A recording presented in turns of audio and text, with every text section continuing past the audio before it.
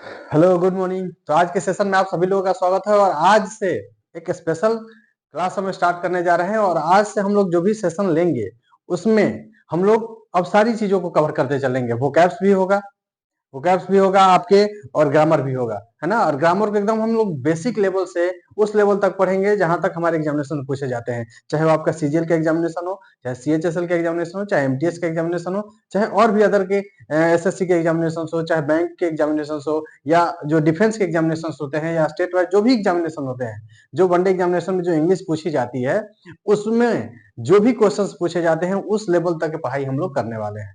ठीक है ना। तो आप लोगों को बिल्कुल परेशान होने की जरूरत नहीं है। जो भी चीजें हैं ग्रामर वोकैब सारी की सारी चीजें हम लोग देखते चलेंगे सेशन वाइज और आज से हम स्टार्ट करने जा रहे हैं। ठीक है, तो बस आप लोग अच्छे से पढ़ाई करते रहिए। जो भी चीजें आपको डाउट होती हैं वो आप क्लियर करते चलेंगे। अगर आपको डाउट होता है तो कमेंट में आप पूछ सकते हैं। ठीक है ना, इसके लिए आप फ्री हैं। ठीक है, तो आइए स्टार्ट करते हैं। एकदम बेसिक लेवल से अपर लेवल तक चलेंगे। ठीक है, पहला टॉपिक हम लोग का स्टार्ट करेंगे और सबसे पहले हम लोग देखेंगे बेसिक्स, है ना। बेसिक में हम लोगों को देखना है कि बेसिक क्या होती है, क्योंकि बेसिक जानना बहुत जरूरी है कि हमारा वर्ड क्या होता है, पार्ट ऑफ स्पीच क्या होते हैं, क्लाउज क्या होते हैं, फ्रेज क्या होते हैं, सेंटेंस क्या होते हैं, सेंटेंस में कितने सारे पार्ट्स होते हैं, जैसे सब्जेक्ट हो गया, वर्ब हो गया, वर्ब कितने तरह के होते हैं, ऑब्जेक्ट क्या होता है, ऑब्जेक्ट कितने तरह के होते हैं, उसके बाद से सेंटेंस कितने तरह के होते हैं, असर्टिव सेंटेंस क्या होता है, इंट्रोगेटिव सेंटेंस क्या होता है, इंपरेटिव सेंटेंस क्या होता है, एक्सक्लेमेटिव सेंटेंस क्या होता है, निगेटिव सेंटेंस क्या होता है, और इससे रिलेटेड जितने भी क्वेश्चन बनते हैं या जितने भी कॉन्सेप्ट हैं वो सारे के सारे कॉन्सेप्ट को हम लोग बेसिक में क्लियर करेंगे, क्योंकि बेसिक क्लियर रहेगा तो आगे चल करके हमको जितने भी टॉपिक्स पढ़ेंगे, चाहे वो नाउन हो, प्रोनाउन हो, एडजेक्टिव हो, या जी भी जो भी पार्ट्स ऑफ स्पीच के टॉपिक्स हम लोगों के एग्जामिनेशन में पूछे जाते हैं और जो हम लोग पढ़ने वाले हैं उसमें कहीं दिक्कत नहीं होगा, ये मेरी गारंटी है। तो आपको पहले बेसिक क्लियर करना होगा। तो आपको पहले हम देखते हैं कि बेसिक्स क्या है। ठीक है ना, तो आइए देखते हैं। अगर हम बात करें अपने सब्जेक्ट की, तो हम लोग को पढ़ना है इंग्लिश।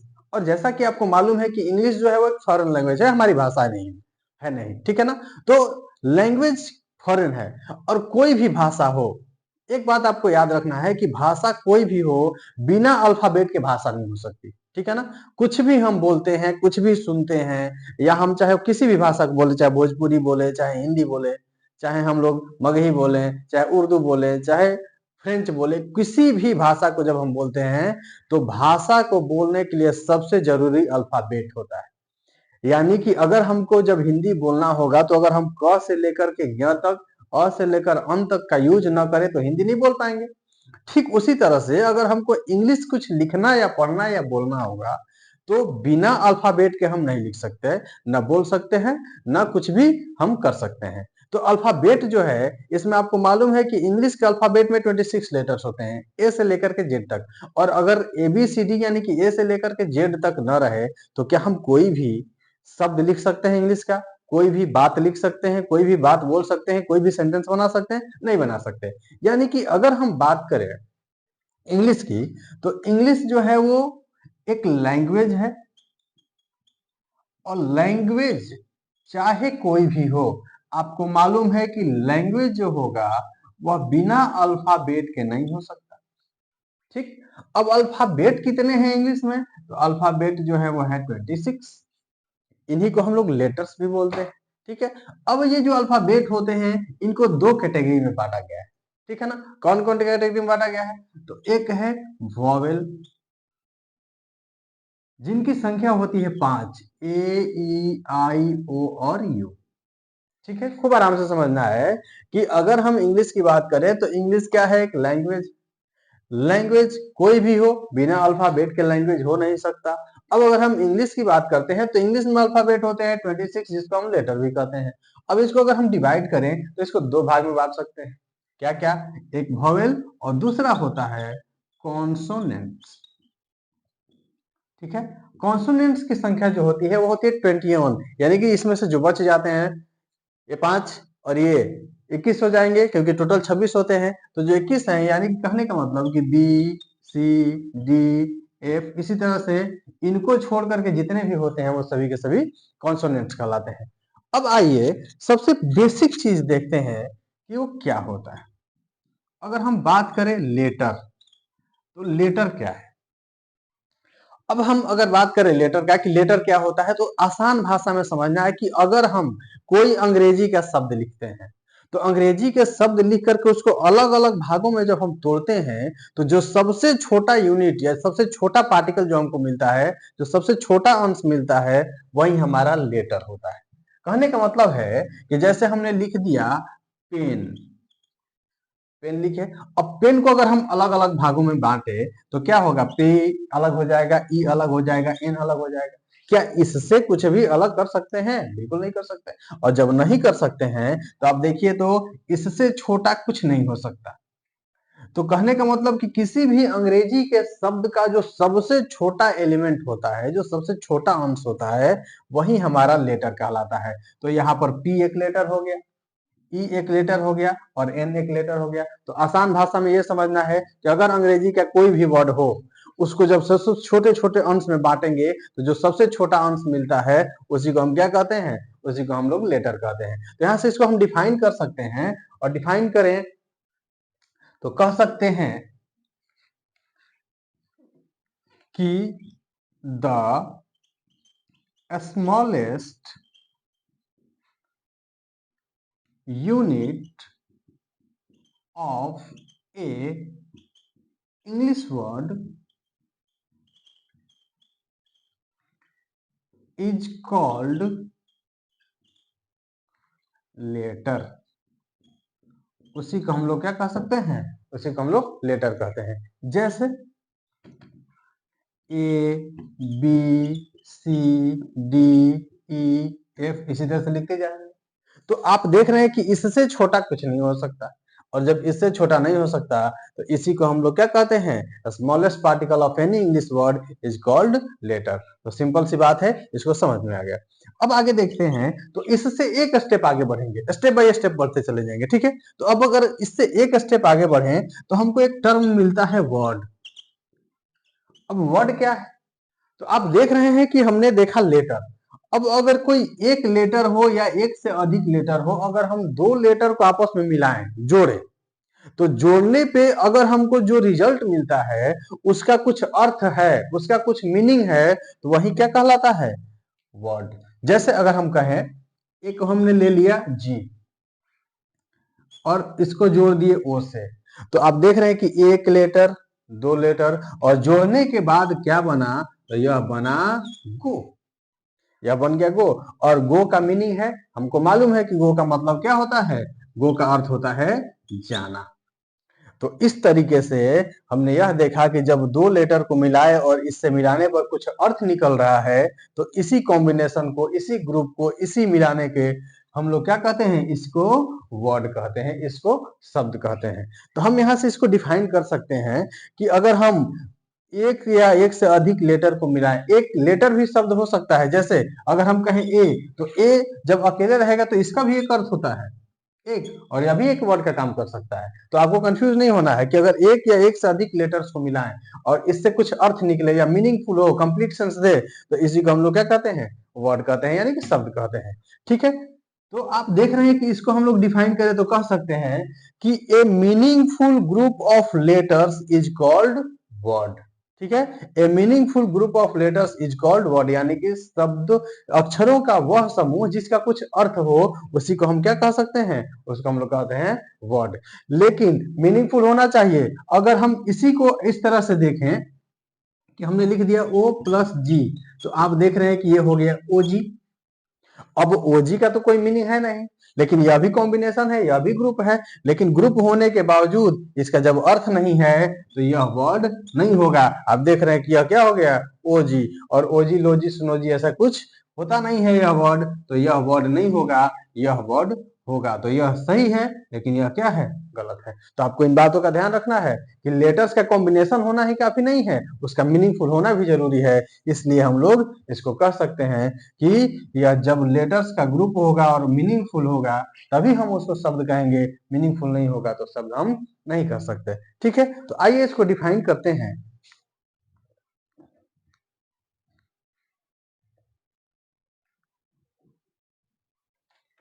तो कह सकते हैं कि ए meaningful group of letters is called word. उसी को हम क्या कहेंगे? वर्ड कहेंगे। जैसे हमने कह दिया पेन, गो, ईट, ही, etc। तो इस तरीके से आप देख रहे हैं कि हमारा ए meaningful group of letters is called word. और आप देख रहे हैं कि PEN यह 3 लेटर्स का ग्रुप है, इसका मीनिंग है। या 2 लेटर्स का ग्रुप है, इसका मीनिंग है। EAT या 3 लेटर्स का ग्रुप है, इसका मीनिंग है। HE यह भी 2 लेटर्स का ग्रुप है, इसका भी मीनिंग है। तो मीनिंगफुल होना कंपलसरी है। तो मीनिंगफुल अगर है अक्षरों का समूह या लेटर्स का ग्रुप, उसको हम लोग कहते हैं वर्ड। ठीक है, तो आप इसको स्क्रीनशॉट ले लेंगे, फिर इससे आगे हम लोग देखेंगे। ठीक है,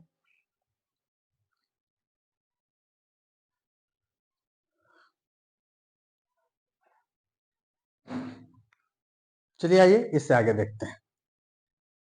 जब भी आपको इस सबको नोट्स बनाने का मन करे तो आप एक काम करेंगे कि आप इसको जब हम हटे तो स्क्रीनशॉट ले लें, या इसको पॉज करके आप नोट्स बना लेंगे। लेकिन नोट्स जरूर बनाएंगे क्योंकि यह आपको आगे काम देगा। ठीक है ना?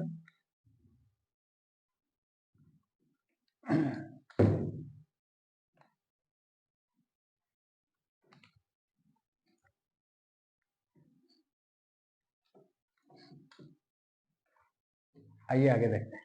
तो अभी तक आपने 2 चीजें देखी। हमने देखा लेटर और हमने देखा वर्ड। लेटर क्या है? तो अगर किसी इंग्लिश वर्ड को सबसे छोटे छोटे हिस्सों में बांटने पर जो सबसे स्मॉलेस्ट पार्टिकल मिलता है वह होता है हमारा लेटर। और अगर 2 लेटर या 1 लेटर या एक से अधिक लेटर को जब हम मिला देते हैं, अगर वह मीनिंगफुल हो जाता है तो हमारा क्या हो जाता है? वो हो जाता है वर्ड। अब आइए, तो अगर हम बात करें वर्ड का, तो हमारे पास अंग्रेजी में या किसी भी भाषा में वर्ड्स की कोई कमी नहीं होती। लाखों वर्ड्स होते हैं। ठीक है ना? तो जब लाखों वर्ड्स हैं, तो अब लाखों वर्ड्स एक तरह के तो होंगे नहीं। जैसे आप देखिए कि हमने यहां पर कुछ वर्ड्स लिखे। जैसे हमने किया, लिखा रमन, यह एक वर्ड हो गया। यह लेटर्स का ग्रुप है और इसका मीनिंग है। इसी तरह से अगर हम लिख दिए ही, यह भी एक वर्ड है। इसी तरह से अगर हम लिख दिए इंटेलिजेंट, यह भी एक वर्ड है।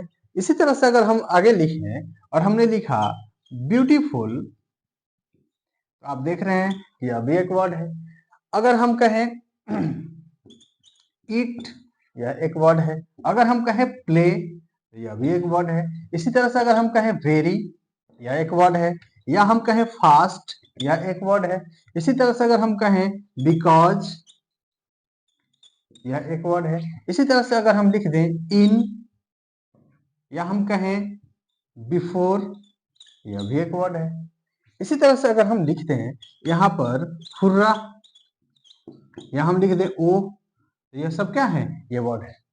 लेकिन अगर वर्ड है तो दुनिया में बहुत सारे वर्ड हैं, लेकिन सभी वर्ड एक जैसे नहीं है। ठीक है ना? अलग अलग वर्ड अलग अलग चीजें बताते हैं। जैसे आप यहां से देखिए कि यह जो वर्ड है, यह वर्ड है और यह किसी के नाम को बता रहा है। ठीक, उसके बाद ही आया है, तो आपको मालूम होगा, बेसिक चीजें हैं ये, कि जब कोई नाम होता है वह मेल होता है तो इसके बदले में हम इसका यूज करते हैं। तो यह भी वर्ड है जिसका अर्थ होता है वह। यह भी एक वर्ड है जिसका अर्थ होता है तेज। यह भी एक वर्ड है जिसका अर्थ होता है सुंदर। यह एक वर्ड है जिसका अर्थ है खाना। इसका एक अर्थ है खेलना। यह एक वर्ड है जिसका अर्थ है बहुत। इसी तरह से इसका अर्थ है तेज। इसका अर्थ है क्योंकि। इसका अर्थ है में। और इसका अर्थ है पहले। और ये दोनों के दोनों जो होते हैं, ये खुशी या दुख बताने के लिए होते हैं। तो आप देख रहे हैं कि इतने सारे वर्ड्स हैं, लेकिन एक तरह के वर्ड नहीं है। तो यहां पर हमने देखा कि यह वर्ड नाम को बता रहा है, यह वर्ड इस नाम के बदले में आ रहा है, यह वर्ड इंटेलिजेंट, यह एक अलग अर्थ बता रहा है। यानी कहने का मतलब कि दुनिया में लाखों करोड़ों वर्ड हैं, लेकिन उनके एक जैसे नहीं है, वो अलग अलग चीजें बताते हैं। तो कुछ वर्ड ऐसे हैं जो नाम को बताते हैं, कुछ वर्ड वैसे हैं जो इस नाम के बदले में आते हैं, कुछ वर्ड ऐसे हैं जो इस नाम या इस नाम के बदले में आने वाले की क्वालिटी को बताते हैं। जैसे हम कहते हैं राम इज इंटेलिजेंट, तो यहाँ पर राम के गुण का पता चल रहा है, राम के क्वालिटी का पता चल रहा है। इसी तरह से यह ब्यूटीफुल भी वही है, गुण बताने वाला। कुछ वर्ड्स ऐसे होते हैं जो किसी काम को बताते हैं, जैसे हम कहें खाना पीना, प्ले ईट रीड राइट स्लीप, ये सभी के सभी काम है, यह काम है। तो जो कुछ वर्ड्स ऐसे हैं जो काम को बताते हैं, कुछ वर्ड्स ऐसे हैं जो हमारे किसी एडजेक्टिव, कहने का मतलब कि जो क्वालिटी बताने वाले हैं, गुण बताने वाले शब्द हैं, उनको क्वालिफाई करते हैं, उनके बारे में कुछ बताते हैं। जैसे हम कहें कि तुम सुंदर हो, तो जब तुम सुंदर हो तो यहाँ पर सुंदरता किसी की गुण बता रही है। लेकिन अब हम कहें कि तुम बहुत सुंदर हो, तो जब बहुत सुंदर हो तो यहाँ पर सुंदरता जो है इसके बारे में और कुछ बताया जा रहा है कि बहुत सुंदर हो। तो इस तरह के वर्ड जो होते हैं एक अलग कैटेगरी के होते हैं, जिसको हम एडवर्ब कहते हैं। यह फास्ट भी एडवर्ब है। बिकॉज, यह ऐसे वर्ड होते हैं जो दो, कुछ वर्ड्स ऐसे हैं जो दो सेंटेंस या दो क्लाउजेज या दो शब्दों को जोड़ते हैं। जैसे हम कहें कि राम एंड मोहन, तो राम और मोहन को जोड़ा कौन? एंड, वह आपके इस कैटेगरी के वर्ड होते हैं जिसको हम लोग कंजक्शन कहते हैं। ठीक उसी तरह से कुछ वर्ड्स ऐसे होते हैं जो दो नाउन या दो वर्ड्स के बीच रिलेशन को बताते हैं। ठीक है, उसी तरह से कुछ वर्ड्स ऐसे होते हैं जो हमारे फीलिंग को एक्सप्रेस करते हैं, हम कुछ सोचते हैं, कुछ महसूस करते हैं, उसको बताने का काम करते हैं। तो कहने का मतलब ये कि अलग अलग शब्दों के अलग अलग काम हैं, और जब अलग अलग शब्दों के अलग अलग काम हैं तो उन सभी शब्दों को अलग अलग कैटेगरी में बांट दिया गया। और सभी शब्दों को जब हम अलग अलग कैटेगरी में बांटते हैं तो वह 8 प्रकार से बंटते हैं। और यही जो 8 प्रकार से वर्ड बंट जाते हैं, इसी को हम लोग एक शब्द में कहते हैं पार्ट्स ऑफ स्पीच। इसी को हम लोग कहते हैं पार्ट्स ऑफ स्पीच। तो सिंपल सा बात समझना है कि पार्ट्स ऑफ स्पीच आया कहां से? तो वर्ड होते हैं, वर्ड एक जैसे होंगे नहीं, उनका काम अलग अलग होगा, अलग अलग चीजें बताएंगे। तो उन्हीं काम के आधार पर जब वर्ड्स को हम डिवाइड कर देते हैं, बांट देते हैं, तो 8 प्रकार से बढ़ते हैं। और वही जो 8 प्रकार हैं उसी को हम क्या कहते हैं? पार्ट्स ऑफ स्पीच कहते हैं। सिंपल सी बात है। तो आइए देखते हैं अगला टर्म, इससे इससे आगे की चीजें, वह है आपका parts of speech.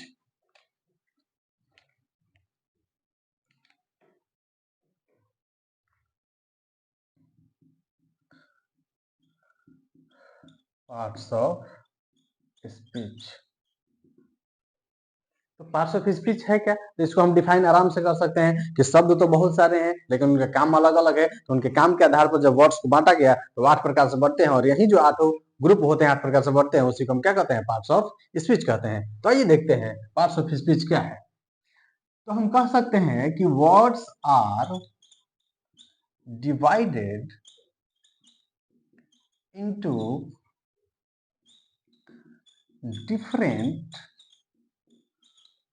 groups according to their function and use. These groups are called parts of speech. These groups are called parts of speech, यानी कि इन्हीं ग्रुप्स को हम लोग पार्ट्स ऑफ स्पीच कहते हैं। और ये ग्रुप हैं कितने तरह के? तो ये हैं 8 तरह के। और हम कह सकते हैं कि there are these groups are of 8 kinds, 8 kinds। और ये जो ग्रुप हैं वो कितने तरह के हैं? तो 8 तरह के हैं। और इन्हीं को हम लोग पार्ट्स ऑफ स्पीच कहते हैं। वो कौन कौन से हैं? तो ये हैं आपके, पहला है नाउन।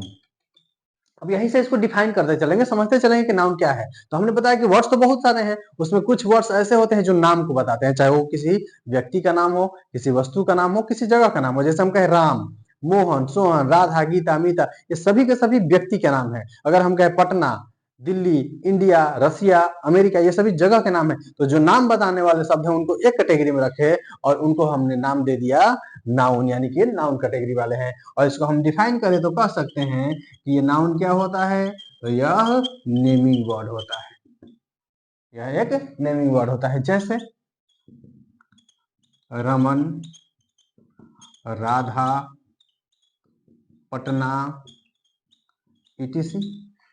ठीक है, तो आप देख रहे हैं कि यह जगह या किसी व्यक्ति या स्थान के नाम को बता रहा है। तो जो नाम बताने वाले वर्ड्स की जितनी कैटेगरी होगी, उस कैटेगरी को, जो कैटेगरी वर्ड्स के नाम बताने की होगी, उसको हम लोग कहेंगे नाउन। ठीक है, अगली कैटेगरी क्या है, तो अब कुछ ऐसे शब्द हैं जो उस नाउन को रिप्लेस कर सकते हैं, उस नाउन के बदले में आ सकते हैं। जैसे हम कहें कि Ram is my friend, Ram मेरा दोस्त है। He is a good boy, तो he is a good boy जैसे ही हमने लिखा, तो आप देख रहे हैं कि हमने लिखा, हमने कहा Ram is a good boy, he is my friend.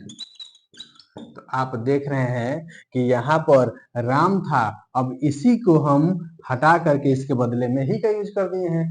तो कुछ वर्ड्स ऐसे होते हैं जो नाउन को रिप्लेस कर देते हैं, और जो नाउन को रिप्लेस करते हैं उसको एक कैटेगरी में रखा गया और उस कैटेगरी का नाम दे दिया गया प्रोनाउन। तो हम यहाँ से कह सकते हैं अगली कैटेगरी हमारी है वो है प्रोनाउन।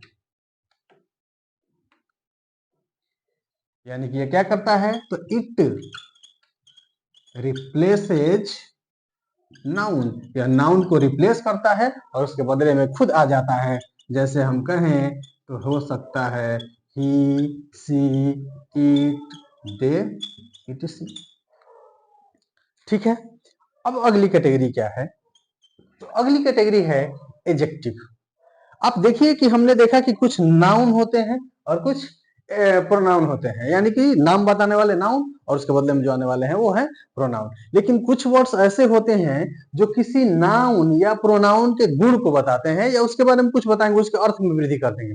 जैसे हम कहें कि राम इज हैंडसम, तो राम कैसा है, सुंदर है। यहाँ पर जो हैंडसम आया वो किसके बारे में बता रहा है, राम के बारे में बता रहा है। तो जो नाउन के बारे में बताता है, नाउन के गुण के बारे में बताए या दूसरे के बारे में बताए, उसे किसी भी चीज के बारे में बताए, उसके अर्थ में जब भी वृद्धि करेगा, तो जो वृद्धि करेगा उसको हम एक अलग कैटेगरी में रखते हैं और उस कैटेगरी का नाम दिया गया है एडजेक्टिव। तो यहाँ से हम एक कैटेगरी और लिखे और यह कैटेगरी है एडजेक्टिव। यह करता क्या है, तो यह नाउन को और प्रोनाउन को क्वालिफाई करता है, उसके अर्थ में कुछ वृद्धि करता है। ठीक है, तो हम इसको यहां से कह सकते हैं कि इट क्वालिफाइज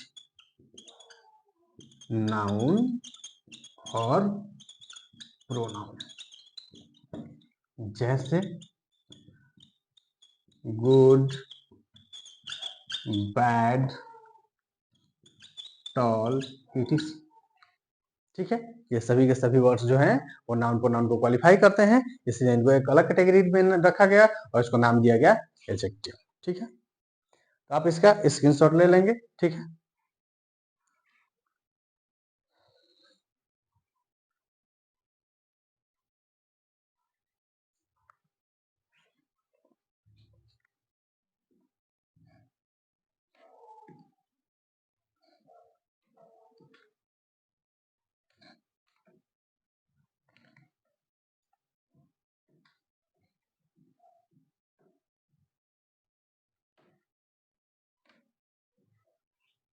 तो अभी तक हमने तीन तरह के कैटेगरी को देखा।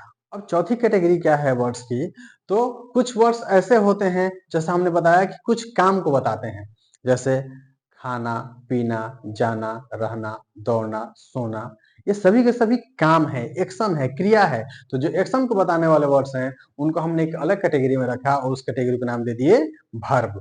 जैसे तो अगली कैटेगरी है हमारी, वह है वर्ब। तो वर्ब क्या करता है, तो यह किसी चीज के होने को बताएगा, यानी कि काम होने को बताएगा, या अगर कोई चीज है उसकी अवस्था को बताएगा। जैसे हम कहें कि इंडिया इज ग्रेट, तो इंडिया महान है, भारत महान है, तो यह स्टेट है, एक अवस्था है। है ना। तो इसको बताने के लिए हमने इज का यूज किया, वह भी वर्ब है। तो इस तरह से हम इसको कह सकते हैं कि इट शोज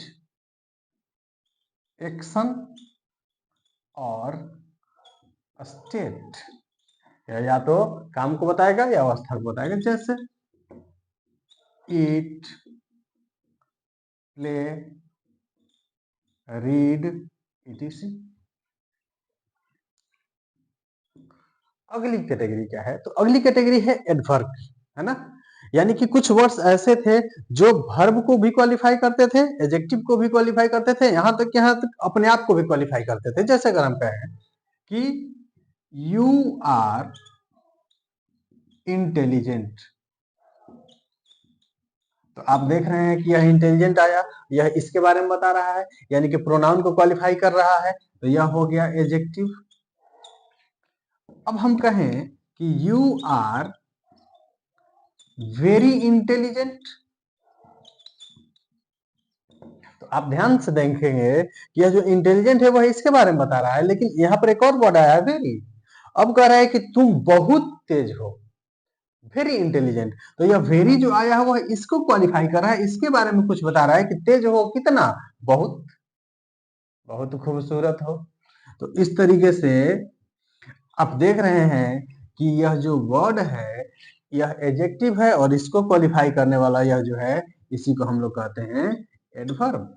अगर अगर एक और एग्जांपल देखें, कह दें कि रमन रन्स फास्ट, रमन दौड़ता है कैसे, तेज, फास्ट। तो यह जो वर्ड आया यह किसको क्वालिफाई कर रहा है, या तो इसको क्वालिफाई कर रहा है, और यह क्या है, रन काम है, वर्ब है, तो वर्ब को जो क्वालिफाई करता है वह भी क्या होता है, एडवर्ब होता है। तो इस तरीके से आपको एकदम क्लियर हो गया होगा कि वैसे वर्ड जो नाउन प्रोनाउन को क्वालिफाई करेंगे उसके बारे में बताएंगे वह एडजेक्टिव होंगे, लेकिन वैसे वर्ड जो किसी एडजेक्टिव या वर्ब को क्वालिफाई करेंगे उनको हम लोग एक अलग कैटेगरी में रखते हैं, और उस कैटेगरी को नाम दिया गया है एडवर्ब। तो आइए इसको क्वालिफाई डिफाइन करते हैं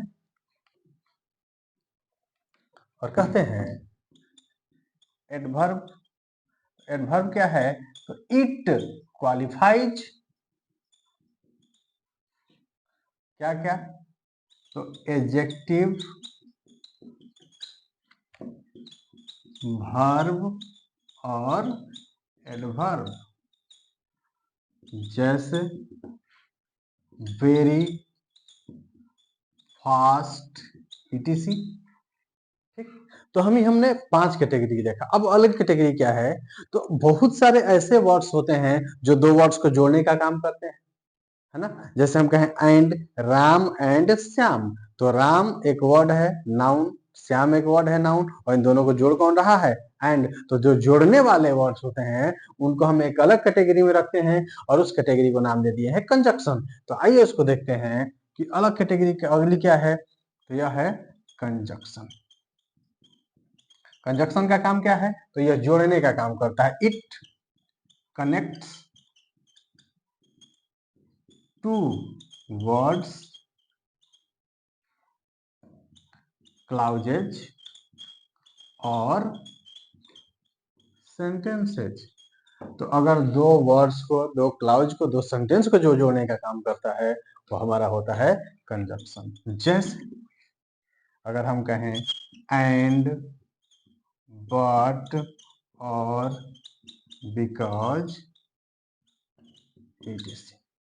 ठीक है, अब हमने 6 तरह के कैटेगरी को देख लिया, अब 2 बचे हुए हैं, है ना। अगली क्या है, तो बहुत सारे ऐसे वर्ड होते हैं जो दो शब्दों के बीच रिलेशन को बताते हैं, दो नाउन के बीच रिलेशन को बताते हैं, दो प्रोनाउन के बीच रिलेशन को बताते हैं। तो जो रिलेट करने वाले वर्ड्स होते हैं, जो रिलेशन को बताने वाले वर्ड्स होते हैं, उनको एक अलग कैटेगरी में रखे, और उस कैटेगरी को हमने नाम दिया है प्रीपोजिशन। तो अगली कैटेगरी है वो है आपकी प्रीपोजिशन। प्रीपोजिशन क्या है, तो यह संबंध बताता है। जैसे हम कहें कि संबंध कैसा, तो संबंध किसी भी तरह का हो सकता है, समय वाला संबंध हो सकता है, पोजीशन वाला संबंध हो सकता है, स्थान वाला संबंध हो सकता है, डायरेक्शन का यानी कि दिशा बताने वाला संबंध हो सकता है। जैसे हम कहें कि I am going to market, है ना। तो यह डायरेक्शन बता रहा है कि कहाँ जा रहे हैं, यह डेस्टिनेशन बता रहा है। अगर हम कहें कि I am going towards the station, तो हम किस ओर जा रहे हैं, स्टेशन की ओर जा रहे हैं। तो मेरे और स्टेशन के बीच के जो रिलेशन है उसको एस्टेब्लिश कौन कर रहा है, टुवर्ड्स कर रहा है। अगर हम कहें कि there is a board behind me, तो मेरे और बोर्ड के बीच रिलेशन को बताया जा रहा है कि मेरे और बोर्ड में रिलेशन क्या है, तो मेरे रेस्पेक्ट में इसका स्थान जो है वह है मेरे पीछे। तो यहाँ पर जो बिहाइंड वर्ड आ रहा है वह आप देख रहे हैं कि कह रहा है कि there is a board behind me. तो मी और ए बोर्ड, इन दोनों के बीच जो है रिलेशन को बताया जा रहा है कि मेरे रेस्पेक्ट में इसका पोजीशन क्या है, इसके रेस्पेक्ट में मेरा पोजीशन क्या है। तो यह रिलेशन पोजीशन वाला है। तो किसी भी तरह का रिलेशन हो, अगर दो चीजों को रिलेट करने वाला कोई वर्ड है तो उसको एक अलग कैटेगरी में रखा गया और उस कैटेगरी को नाम दे दिए हैं प्रीपोजिशन। तो हम यहां से इसको कह सकते हैं कि इट रिलेट्स टू वर्ड्स या नाउन्स और प्रोनाउंस। दो नाउन या प्रोनाउन के बीच में जो रिलेशन को बताया, रिलेट करे, उसको हम लोग कहते हैं प्रीपोजिशन। जैसे अगर हम कहें इन, ओवर, बिफोर, इट इज, ठीक। अब हमने देखा है कि 7 तरह के कैटेगरी हो गए। एक कैटेगरी कैसी है, तो वह लास्ट कैटेगरी है, उसको हम लोग इंटरजेक्शन कहते हैं, ठीक है ना। जैसे आप देखिए कि बहुत सारे ऐसे वर्ड्स होते हैं जब हम कुछ अचानक फील करते हैं, है ना, या हम अपने इमोशन को व्यक्त करना चाहते हैं या फीलिंग को व्यक्त करना चाहते हैं, तो उस समय जो शब्दों का यूज करते हैं हम लोग, उस तरह के शब्दों को एक अलग कैटेगरी में रखा गया और उस कैटेगरी को नाम दे दिया हमने इंटरजेक्शन। जैसे आप देखते होंगे कभी कभी आप मैच जीतते हैं, तो मैच जीतते जीतते आप पहले से कुछ सोच के नहीं रखते हैं कि हम क्या कहेंगे, लेकिन जैसे ही जीतते हैं तो आप कहते हैं हे फे फुर्रे। तो हिप हिप हुर्रे जो है वो आपके अंदर के इमोशन को बताया और आपने सडनली जो फील किया उसको आपने बाहर निकाला। इसी तरह से अगर जब चोट लगती है या हम लोग दुख फील करते हैं तो बोलते हैं ओ आ अल्लाह, ओ माय गॉड। तो इस तरीके के जितने भी वर्ड होते हैं वो एक अलग कैटेगरी में रखे गए हैं और उस कैटेगरी को नाम दे दिया गया है इंटरजेक्शन। तो आइए देखते हैं लास्ट, इंटरजेक्शन। तो यह क्या करता है, तो इट एक्सप्रेसेज सडन और स्ट्रॉन्ग फीलिंग्स। तो जो सडन और स्ट्रॉन्ग फीलिंग्स को बताता है उसको हम एक अलग कैटेगरी में रखे, उसको नाम दे दिए इंटरजेक्शन। जैसे हम कहें ओ आ अल्लास या हुर्रा, इस तरीके के वर्ड्स जो होते हैं उनको हम लोग इंटरजेक्शन कहते हैं। तो इस तरीके से अब इसका स्क्रीनशॉट ले लेंगे। तो इस तरीके से हमने देखा कि आज क्या क्या देखे। तो हमने देखा कि लेटर क्या होता है, वर्ड क्या होता है, और वर्ड तो बहुत सारे हैं, उनको उनके काम के जब आधार पर बांटते हैं तो 8 प्रकार से बढ़ते हैं। जो नाम बताने वाला वर्ड है उनको नाउन, जो नाम के बदले में आने वाले हैं उनको प्रोनाउन, जो नाम और उसके बदले में आने वाले को क्वालिफाई करते हैं, उसके गुण या दोष को बताते हैं, उनको एडजेक्टिव, जो एडजेक्टिव को सॉरी, उसके बाद से जो कुछ वर्ड्स हैं जो किसी काम को बताते हैं उसको हम लोग वर्ब, और जो एडजेक्टिव और वर्ब को क्वालिफाई करते हैं उसको एडवर्ब। उसके बाद से जो दो चीजों को जोड़ने का काम करते हैं, चाहे क्लाउज हो, चाहे वर्ड हो, चाहे सेंटेंस हो, उसको कंजक्शन। दो नाउन प्रोनाउन या किसी वर्ड के बीच रिलेशन बताने वाले हैं उनको प्रीपोजिशन। और जो स्ट्रॉन्ग या सडन फीलिंग को बताते हैं, जब हम अचानक कुछ फील करते हैं तो उस समय जो वर्ड्स यूज किए जाते हैं उसको हम लोग कहते हैं इंटरजेक्शन। तो आज यहीं तक, अगले सेशन में हम लोग देखेंगे इससे आगे की चीजें। तो आप हमारे साथ बने रहिए और बढ़िया से पढ़ाई करते रहिए, ठीक है। आज इतना ही, थैंक यू।